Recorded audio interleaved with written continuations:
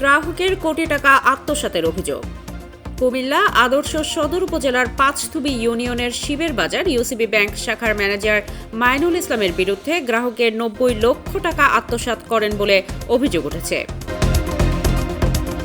তবে ঘটনাস্থলে গ্রাহকের উপস্থিতিতে বেশ কয়েকজন ম্যানেজারের বিরুদ্ধে ৯০ লাখ টাকা আত্মসাৎ করেন বলে সরাসরি অভিযোগ করেন। এ বিষয়ে শিবের বাজার ইউসিবি ব্যাংকের ম্যানেজার মাইনুল ইসলামের সাথে কথা বলতে গেলে তিনি ক্যামেরার সামনে কোনো কথা বলবেন না বলে অস্বীকৃতি জানান। এর মধ্যে জানা যায় অনেক গ্রাহক তার সারা জীবনের সব সঞ্চয় একত্রিত করে এ ব্যাংকে জমা রাখেন বলে জানান এবং সি বাংলার রিপোর্টার ইউসিবি ব্যাংকের ঢাকা প্রধান শাখার ম্যানেজারের সাথে যোগাযোগ করলে তা যোগাযোগ করা সম্ভব হয়নি।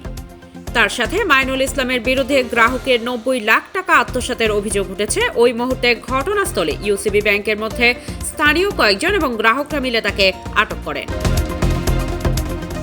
সুশীল সমাজ ও সাধারণ ব্যক্তিগণদের মতামত অনুযায়ী তাদের অভিমত জানিয়েছেন, বর্তমান ব্যাংকে টাকা রাখতে হলে ভালো করে খোঁজ খবর নিয়ে রাখতে হবে এবং সবাইকে সচেতন হতে হবে।